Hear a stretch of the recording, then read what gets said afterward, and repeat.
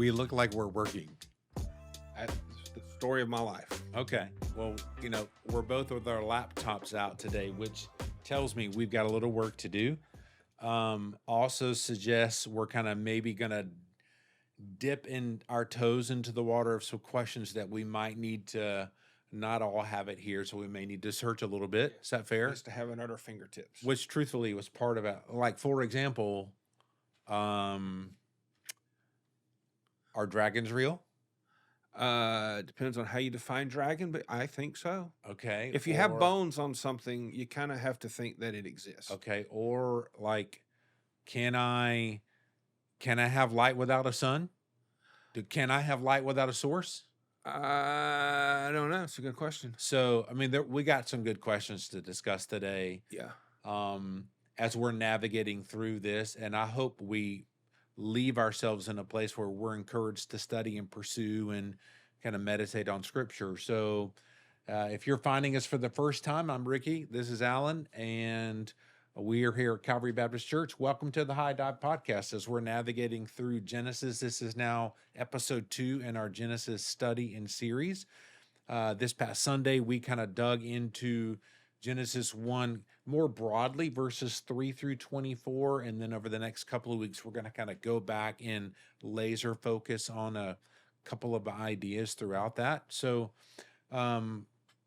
look forward to this. Maybe a good way to start today is initially Genesis is ancient literature, and literature has categories or types. It has been said or suggested that Genesis is meditation literature. Kind of talk to us about what that is, what that means, and what difference that makes. All right. So I'll work backwards. If you pick up Ephesians, it's an epistle, it's a letter. Yes. Right? So not to suggest that you don't need to read it over and over again, but when you read it with one plain, it has sort of a plain meaning, right? Here's what Paul is saying. If you look at Acts, which is kind of like a history sort of text of style, it is written fairly straightforward with here's what's happening, here's what's going on. Well, when you get to the Old Testament is ancient Hebrew meditation literature. And what I mean by that is baked into the very style of the text. It is written in such a way that it has built into it little puzzles. It has hyperlinks. You'll read something at one point and you'll be like, well, I feel like I'm missing something. And then you'll keep reading, and down the road, you'll get something that unlocks that was in the past. And then it's not accidental. It's designed that way. And so it is designed to be the kind of literature that you read and you go sit under a tree and think about for a while, and you come back and you read it again, and you take a long drive and you think about it for a while, and you read it again, you go, oh wow, that connects to that. I've missed it for 20 years. And it's designed to have this what Psalm says, I meditate on it day and night, right? So it is literature that is actually designed in its structure to not just give you the information outright. It is designed to cause you to have to dig below the surface to really gain the deeper insights of what the text is saying. If we as Westerners just read the Old Testament like we read most every book we read, what's the Theo book that's out right now? You just read this wonderful book. Oh, yeah, the Theo of Golden. The Theo of Golden. Levi. Yes. Yeah. You read Alan Levi's book and you read and you say, oh, it's great. And you put it down and you just talk about it. That's great. That's good literature. But ancient Hebrew literature would be like, you read it and you got to put it down and go think about it for a little while. Come back. It is intended, it is structured, it is designed to cause you to have to meditate and think and reflect on things. All right, let's go back to Theo of Golden. I've not read it yet. I love Alan Levi. Shout out to Alan Levi. If you ever listen to this podcast, you're welcome to come be a guest anytime.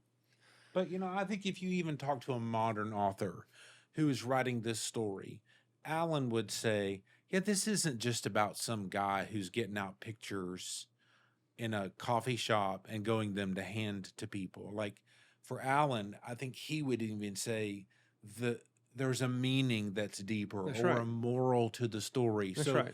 even modern books and literature do that. Right. I think in response to scripture and meditative literature, it might be helpful to think through from an ancient rabbinical thought.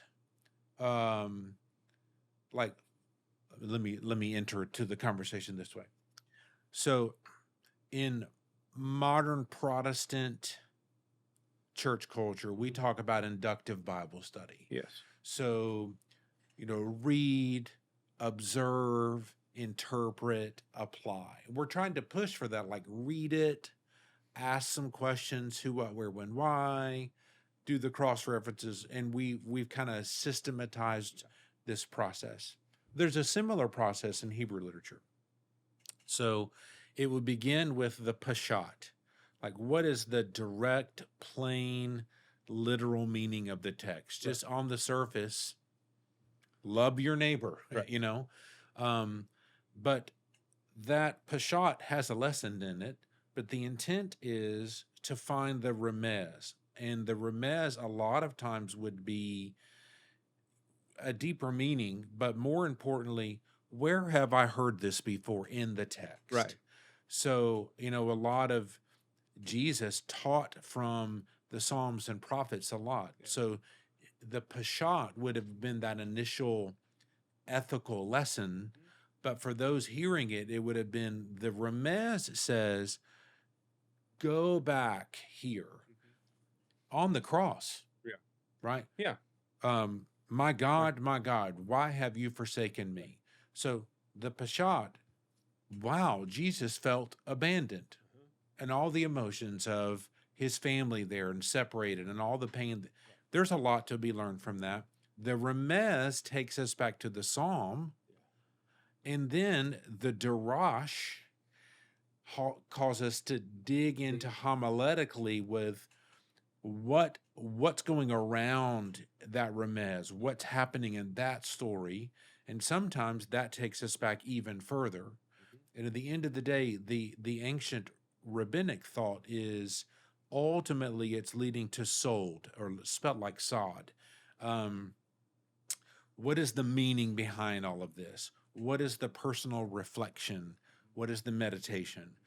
And it was the image of, if I'm digging into a gold mine, I ask questions to dig for gold, and that leads me to asking more questions and more questions, because God is unsearchable and his ways are not our ways and his thoughts are not our thoughts, implying that there are some things that we wrestle with we're never going to fully resolve an answer that answers everything. That's right. And that's okay. And that's okay. Yeah. I mean, we're reading a text that is attempting to describe the relationship of an infinite God with a finite being. We are the finite We are the beings. finite being. He is the infinite God. And in trying to put those things together, when we try to begin to understand the character and nature of God, words are limited with how it can accurately describe him. Sure. And so you begin to use ways to create metaphors and allegory and principles and ideas to kind of capture. And so it's, when we think about the Old Testament, Genesis 1, Genesis 2, Genesis 3, all of it, it's not written in such a way that you just read it and you get it and you're like, oh, that was really cool. True. Sure. Here's what I got out of it. It's really intending you to dig deeper, ask questions, continue to look for things, because it's structured that way. It's intended to be thought of as little word puzzles sometimes. I think there's a challenge and a sense of freedom in that. The challenge is I got to constantly be asking questions and digging for more. The freedom is, it's okay to not feel like I have an answer to everything. Correct. And that's okay. That's okay. I also want to interject. I have said from time to time, like there's this beautiful passing of ships that occurs when, in our modern understanding of the gospel, and this isn't even a a Protestant thing. It's just in our understanding of Scripture. Now that we have seen a little bit more, um, we always like to look at the story, even beginning in Genesis, and look forward. Yeah. How do we see Jesus? How do we see the gospel and transformation and this reconciliation of God with humanity unfold all the way to the conclusion? Right. So we're reading forward with momentum. Well, in the Hebrew thought, it's always looking the other direction. So, we're looking toward the cross, ultimately toward in the presence of Christ in glory. Whereas the Hebrew thought is, no, let's look backwards through Peshat, Remez, Darash, Sod, answering these questions. They're actually going to push me more back into the to Genesis 1, 2, and 3, Yeah. because that's where all of those Remez end up. Yeah. And so it's just an interesting thing to meditate on. Yes. It gives you the ability to spend a whole lot of time in one set of passages. Yep. Without feeling like you've exhausted it. It's okay. Incredibly so deep. With that being said, let's meditate for a moment. Okay. I want to talk to you about light. Okay. So Genesis 1, I got it pulled up here. Genesis 1, 3. And God said, let there be light. And there was light. If he saw the light was good, he separated light from darkness. Okay, we get all that.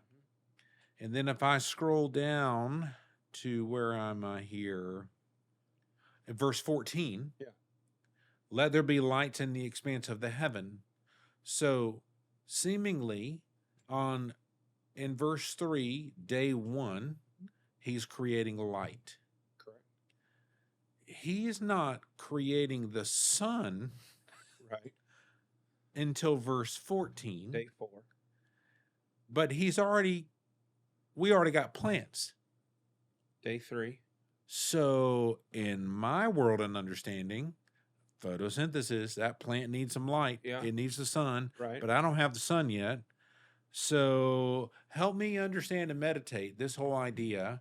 We've got light. Correct. But we don't have sun. Correct. This feels like a quandary.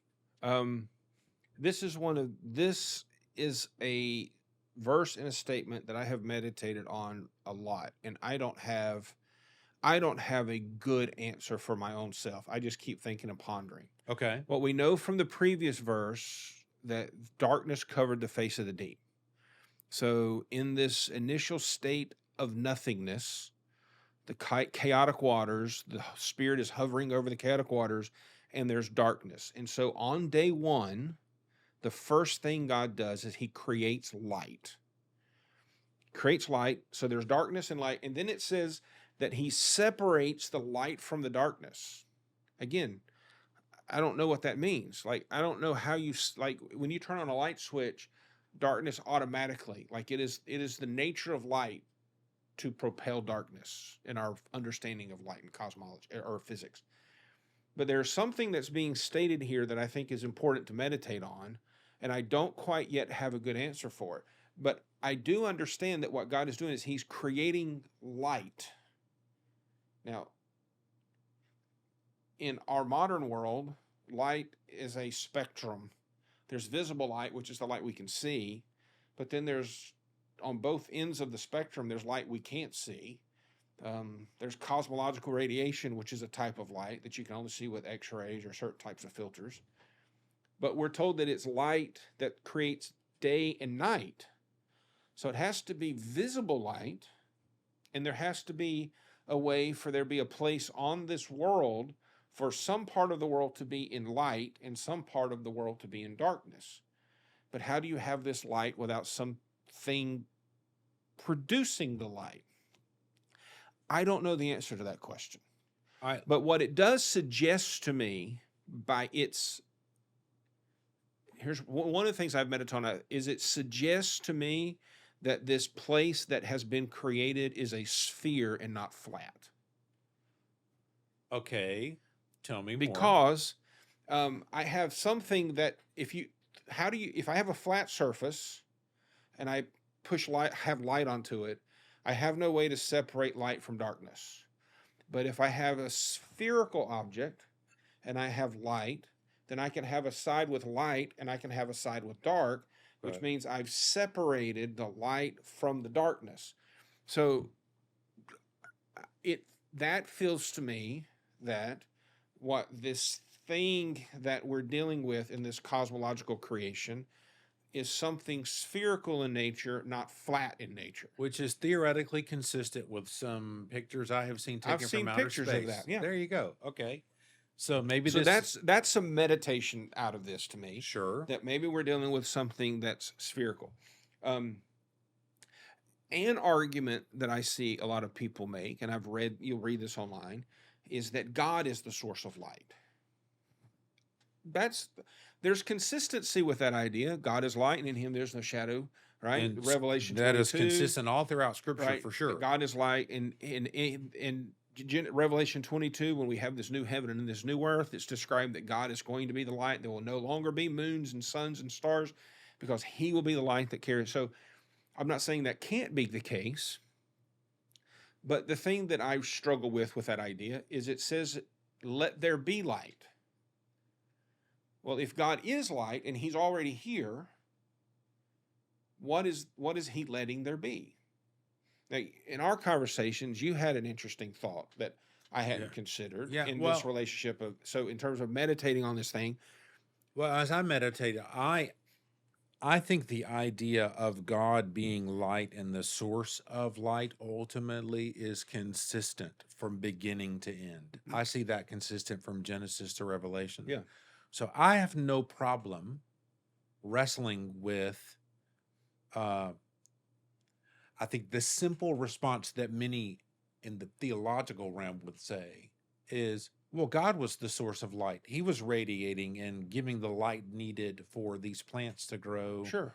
before the sun. Right. How he did that, not 100% sure, but I have no problem believing that. Here would be just a thought experiment. There's an interesting connection from the word used for light in verse 3 Yes. and the word used for light in verse 14. Yes. They're not the same word. Correct.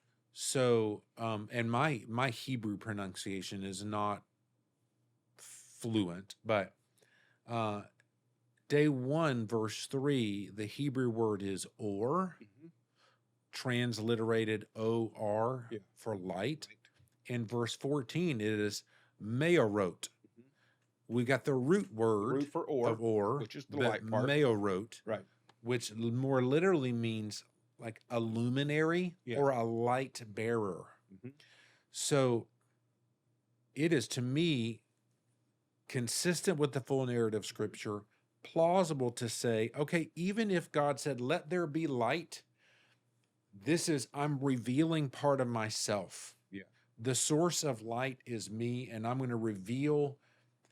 Did he have to create something like X-ray type? I don't know that kind of light ray stuff. Did he have to create something for that? Or does the thing that he created a portal so that could be revealed on one side of this sphere while it's dark on the other side of this sphere? Or was it just him just allowing part of himself to be revealed? Yeah. That was the thing I think you said earlier that I thought was interesting, is that the let there be light is almost this idea of him entering into this world that he's creating, which is again consistent with the story. That's right.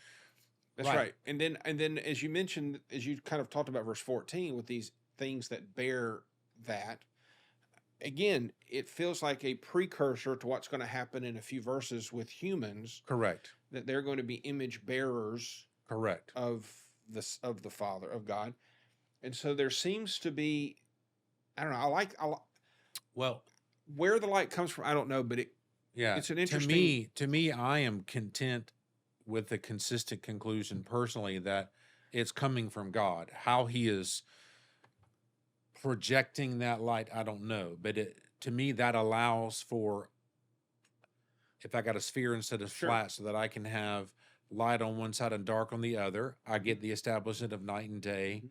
This sphere can still be already rotating to constitute what is a day at this point. Right. Because that'll be important later. Right.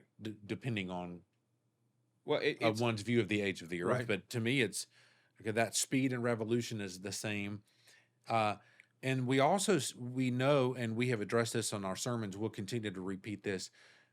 If it was formless and void, and day 1 through 3, he's giving it form, Mhm. and days 4 through 6, he's filling it. Well, part of the form is okay. I've got to interject this source of light Right. of myself. Right. When I begin to fill it in day 4, I need to create these luminaries or image bearers that are going to hold my light and then be this what we would understand in modern day language. The sun is the source. Right. Right. No, I think that part of what's happening in Genesis 1 is a conversation culturally. The Egyptians, the Israelites have come out of Egypt, so they're Egyptian by their culture. And so in the Egyptian culture, the sun was Ra, the god, and The sun the god, sun right? god Ra, and he would travel through the sky, and at night he would go into the underworld. I have songs, by the way, in the Prince of Egypt movie Yeah. that come in when you say Yes. by the power of Ra. Yeah. Yes. But Ra would then go into the underworld and he would fight his way out and resurrect in the next morning. And so in the Egyptian cultural perspective, if you're a good Hebrew who's come out of Egyptian culture and you look up at the sky, you see the sun and you see that as a god. And so what is happening in Genesis 1 is this there's a challenge to that idea that the God, this Ra, this sun, actually is a minor character in the creation narrative. The actual source of light is the Elohim, that is the source. So I think there's also some play there with how it's shared and presented. But we have day and night, and we have an evening and a morning and the first day. And in the Egyptian perspective, you measure time by the sun. It got up in the morning and went down at night. That was one day. So the sun was the measure. But if you're doing evening and morning as a day, the earth is the measure. The rotation on the axis is the Correct. measure. So if Yeah. I'm sitting, there's several things I think happening in the text that is challenging an Egyptian perspective or a Egyptian cultural theological perspective or a cosmological perspective that is being challenged in these verses in the way that it is structured. That the sun, no, that's just a thing that God created. That's not God. That's not your God. That was a thing God created. Right. The light, that's just something that's been here because it is God God's himself revealing God himself. revealed himself to us. And this sun and these moons that you think are deities are actually created things by the Elohim of Yahweh. Which by again, Yahweh Elohim. that meditation is consistent with where we even started last week, that the intent of this was to help us see who God is. Yeah, God's character and nature. Again, I think it's safe to say there's a lot to meditate on. As you're listening to this, you're like, well, what about this? Or here's a question. Shoot us an email. We're at the end of the day, we're giving you some plausible explanations that are reasonable and consistent with the narrative of Scripture, but it's something just continue to explore. So I think that's interesting. All right. So any more on the sun before we go to my next question? No, I don't think so. I think that. Okay. Next thing to meditate. Okay. Are dragons real? Are dinosaurs real? Is there any reasonable meditation of Scripture to suggest that they were real? I think so. Fire-breathing dragons, I don't know about that part. Flying dragons with wings. I don't know about that part. Can I ride the Can I put a saddle on the dragon and drive it? Yes. Yes, and command this dragon. Yes. That I don't know. What I'm confident in is there were large creatures that were reptilian in nature that lived on this earth, and I'm confident in that because we have bones of these large. So we have physical reptilian evidence. Creatures, and we have biblical text describing what would be understood as these kinds of this kind category of creature. Okay. So I think Scripture is definitely open to that idea, and it suggests it to us. Okay. So there was two things that you just specifically said that are noteworthy. Okay.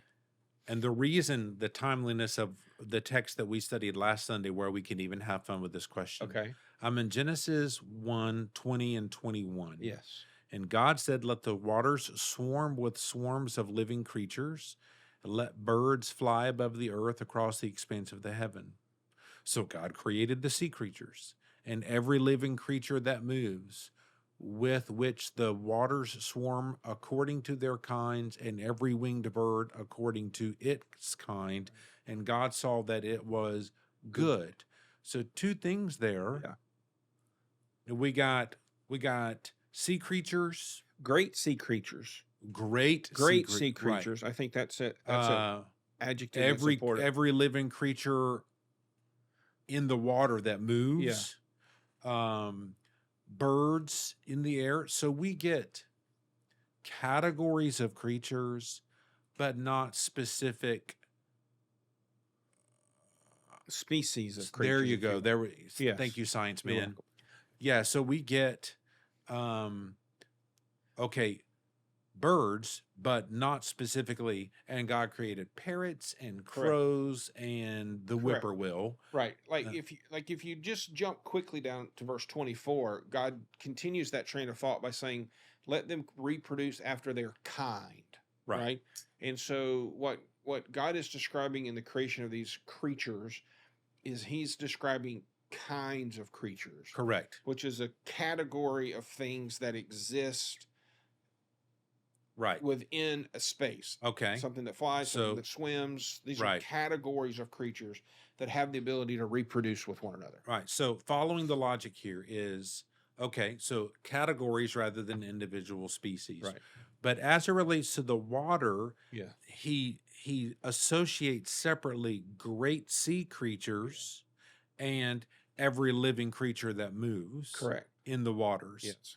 So now there's, okay, well, one could argue, well, yeah, these are the swarming schools of fish as opposed to the sharks and whales. Correct. Okay. Yes. I could logically argue that. Yes. However, the word here used for great sea creatures is tannin. Mm-hmm. And tannin, Tannin, is the transliteration from Hebrew to English, comes up all throughout Scripture. And when we see it elsewhere, it is suggestive of a larger creature. Here's some examples, okay? I'm going to consult to my... in Genesis 1 and in Psalm 148, it's a tannin related to some great sea creature or a sea monster. Exodus 9, it's a serpent-like creature, same word. Psalm 74, Isaiah 27, a dragon or a chaos monster. Yeah. And this may not help us initially. In Ezekiel 29, same word is used to apply to metaphorically to a powerful earthly ruler such as Pharaoh. Yes. So I think if we start in Genesis 1:21, it's hard for me to think that's just a whale or a shark. Correct. How it's used in other places. Right, when I'm interacting with that word in other places for other things. So is that evidence for dragons and dinosaurs is my question. Evidence, I don't know if I would say evidence. I think it provides us with a box within which to put them. Right? I think that because it refers to it as the great sea creatures, right? As opposed to great sea creatures or every great sea creatures. The fact that there's a "the" in front of it, emphasizing it. I think it's an emphasis. I'd have to do some more meditation on this. But by putting that the in front of this, gives us an indication that maybe we're talking about something specific as opposed to something super generic. Because we talk about the birds, and it just says, and let birds fly, and let living creatures that move, and let water swarming creatures, right? And let winged birds. But when it talks about this one, there's this the great sea creature. So I think it'd be worth spending more time thinking through. Not saying anything, but this word also provides us with a category of creatures that show up in lots of places to, as you've just said, like with Isaiah and some of these others, to sort of suggest a really dangerous, ferocious thing. And sometimes when it's talking about Pharaoh, for example, it's using it to talk about this person who's doing these big, dangerous, ferocious things. And so you find this creature in Job, and you're like, hey, where were you when I made the great creature? This thing. And you find it in Psalms where God describes it as this thing flopping around in the water, and you find it in. So it's a category of creatures that we would look at and go, that's a pretty big, ferocious creature that's living in the water, which is consistent with our perceptions of what these sort of sea dragon-y creatures might be. Sure. So I think it provides us with a category for them for sure. Okay, and here's some tension. I think categorically it suggests some type of big creature like that. Not necessarily, though, in the lane of how modern fantasy depicts it. Correct. We've already said that. I think that's worth repeating. Not specifically dinosaurs, but could be. Correct. It certainly could be. But I think here's just attention to, and this isn't scripted, by the way. We're just talking through this as we think it. This is clearly defined in Genesis 1 as, and that's good. Yes. This is a good thing. Right. Throughout the rest of the narrative, we just referred to Job and Psalms and Isaiah, where there's reference in a negative sense, like this is, what are some, where let me look up. Psalm 74, 13 and 14. You divided the sea by your might. You broke the heads of the sea monsters on the water. You crushed the heads of Leviathan. Isaiah 27. In that day, the Lord will punish Leviathan, the fleeing serpent, the twisting serpent, and he will slay the dragon that is in the sea. So, granted, you got singular versus plural Job there. 41 is like, can you draw Leviathan, this great sea creature, out with a fish hook and press down his tongue with a cord? Right. Like, these are pretty large, seemingly ferocious creatures. Right. And so, I mean, in Genesis 1, God created whatever this is and called it good. Correct. Psalm 74, Isaiah 51, Isaiah 27, and in Job, it has become this image of power that God can control and that God can defeat. Yes. And that is under God's authority. Correct. Yeah. Couple notes to include on our thought process here. This is a sea creature, right? So it's something that lives in the waters, kind of like a Loch Ness monster. Okay. Right? This is Nessie. So I think that's an important distinction of this particular creature, something that lives in the waters.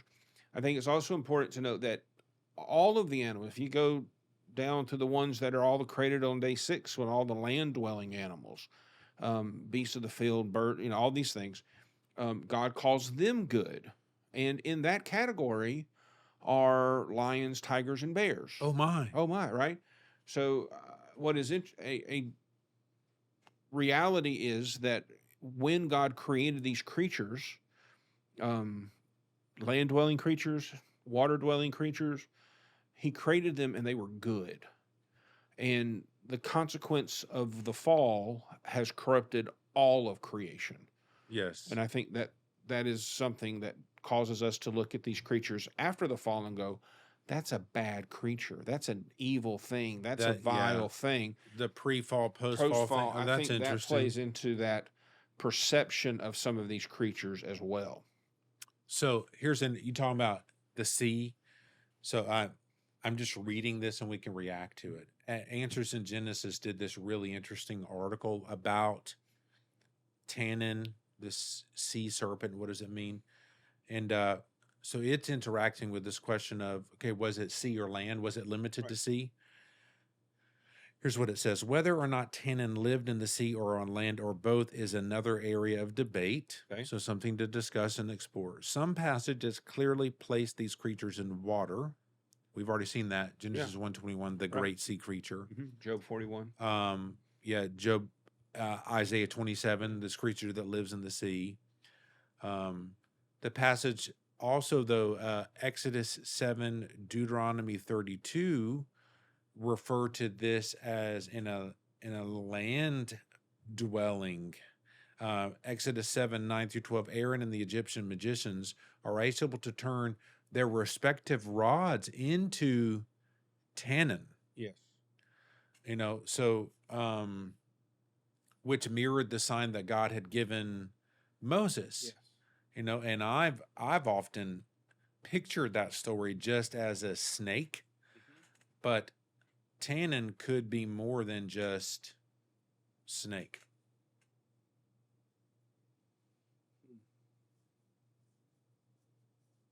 Deuteronomy 32 equates tannin with a cobra, which is a specific type of snake. Psalm 91, you shall tread upon the lion and the cobra. Pethin is the word. The young lion and the serpent, tannin. Huh. And you shall trample underfoot. Interesting. Isn't it, though? Right. Because, yeah, it's interesting. Here's where my brain is going. If that word, the sea creature, tannin, whatever it is, carries more than just a water-dwelling creature, and it always carries with it this sort of serpent-like creature, right? Or not always, when it can be used to describe a serpent-like creature. Like a crocodile could be described as this tannin too, right? Oh, yeah. Right. So, or a hippopotamus coming up out of the water could be described as these like behemoth monsters. So this word is a kind of creature, not necessarily a specific creature. So it gives us a category of things. So if that category of creature, the great sea creature, also correlates to serpent-like creatures, it seems to me that we're also being introduced to a category of creature that we're going to see in chapter 3. Yes. I don't know. I don't know. I'm just talking out loud that if this sea creature character that we see in chapter 1, where God says he created even the great sea creature, if that word, if that vocabulary gives us this category of things, and in that category of things are serpent-like things that happen to be water or land dwelling creatures, and we see that show up through the rest of the Old Testament as those kinds of things, then we may also be getting a precursor to other times where this creature brings about evil to the world. Okay. So, I don't know. I'm just Well, I have some thoughts on there. I want to hold them. Yes. I have some thoughts too. I don't want to go too far into it. But I want to hold them, not because I don't want to go too far into it, but when we get into Genesis 3, it's going to be more appropriate to talk about them. Yes. So, because there are some other different words or nuances in language that are used that could suggest a little bit differently. Yeah. That's all I'm going to say for now. But I mean, I'll kind of go back. So we talk about this word dragon. The word dragon we have connotations to it in our brain, like these long serpent-like things, sometimes with wings that maybe legs and spits out fire, this, that, and the other. And I think that the baggage that that word comes to us with may distort our understanding of how that creature may exist in the ancient world. You know Okay. what I mean? Yeah. So we say the word dragon, we think of some mythical creature from Lord of the Rings, or you know, House of the Dragon, or some TV show where we see these creatures, or Taming Your Dragon, whatever it is. Um, and I think that may bias our perception of what the Bible is describing as a dragon, because um, you can also use that word to describe long, slender, reptilian, four-legged creatures. Like you've seen a bearded dragon, right? Sure. Little bearded dragon, little desert-dwelling creature. So I don't want to suggest that that word is meaning that we have flying, fire-breathing, serpent-like leg dragon creatures that our brain populates. I want us to kind of do our best to lean into what would the ancient, what would they understand Yeah. this creature to be when they are describing it within the context of their world, Okay. because it would align with something they're familiar with, Sure. Okay. Um, which I think opens up a lot of doors potentially, both in the chapters 1 to 11. I think it opens up some potential conversations in the Psalms and in oh yeah. Isaiah and Ezekiel, and because you have this creature that we're introduced to in these verses that is specific, and it's introduced to us in a way that none of the other creatures are. All the other categories are very generic categories, but we've got this, the great sea creature is a very important, like it seems like it's been carved out of the generics into something with a little bit more fidelity Yeah. that should make the reader go, that's kind of a weird detail. Well, let's say this then. I think it's more that we can meditate on. To circle in the content and the concept of this episode, we started with the reality that um, Genesis is meditative literature. We walk through the process of kind of how that flows and should flow in our mind to cause us to ask questions that ask more questions. We've tried to model that today. Yeah. We've answered some questions, but we've left something like, well, I'm not really sure. Yeah. And some of that's by intentional that spurs us want to learn more, but also maybe to encourage you to do the same, Yeah. like to wrestle and ask some questions and be okay with not tying a bow on the end of Yes, everything. absolutely. So that being said, we will circle back to some of these things, especially when we get into chapter 3, Yeah. but maybe even, in our next episode, kind of going back to where we started about types of literature. Yeah. Next episode, we're going to talk about chiasms Yes. and what they do and Yes. what they're there for, Right. and specifically what a major chiasm is in Genesis 1 and why that matters for the big story. Mhm. And if you have more thoughts, or I have more thoughts even about this, we'll bring them into next week's conversation and just Okay. talk about them. Okay. So Yeah. As you prepare for next time, go study what chiasms are, because it was something that I didn't really get until later in my Christian life and my Christian journey studying Scripture. But a chiasm is a key yes, that when you understand how to use it and see it, it's like a key that laser focuses your attention on what is the important part of the text. yes, So absolutely. It's going to be fun. I think so. So that being said, thanks again for checking out the High Dive. Man, we've talked about sun or the lack thereof, light, light bearers, Dragons. dragons, dinosaurs, all the fun things. We've had a great time on this episode. If you've enjoyed it, leave us a review, share this with somebody, like, subscribe. Be sure to check in next week. We'll be back for more. Have a great day and God bless. Bye.